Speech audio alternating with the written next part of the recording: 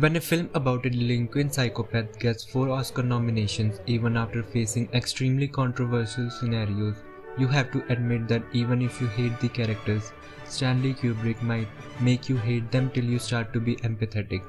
A Clockwork Orange, directed and produced by Stanley Kubrick, is a dystopian crime film based on Anthony Burgess's 1962 novel of the same name.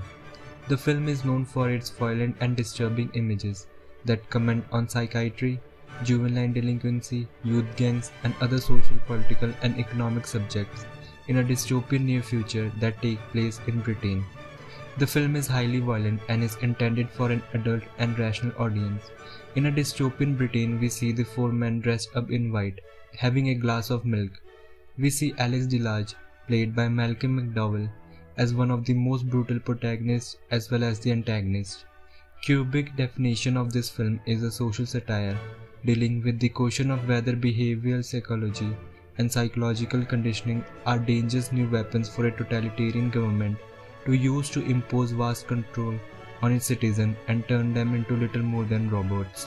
It is a story of the redemption of a teenage delinquent by conditioned reflex therapy. To give a proper understanding, A Clockwork Orange can be coined as a running lecture on a free will, comprising moving images. After aversion therapy, the protagonist behaves like a good member of a society, though not through choice. His morality, though, is involuntary, as he has become the titular Clockwork Orange, organic on the outside, mechanical on the inside. The story of A Clockwork Orange portrays the section of both conservative and liberal parties, and criticizes them equally. The writer Frank Alexander, a victim of Alex and his gang, wants revenge against Alex, and see him as a means of infectious rat that is degrading the structured society. Alex is seen as an instrument that is turning the populace against the government and its new regime.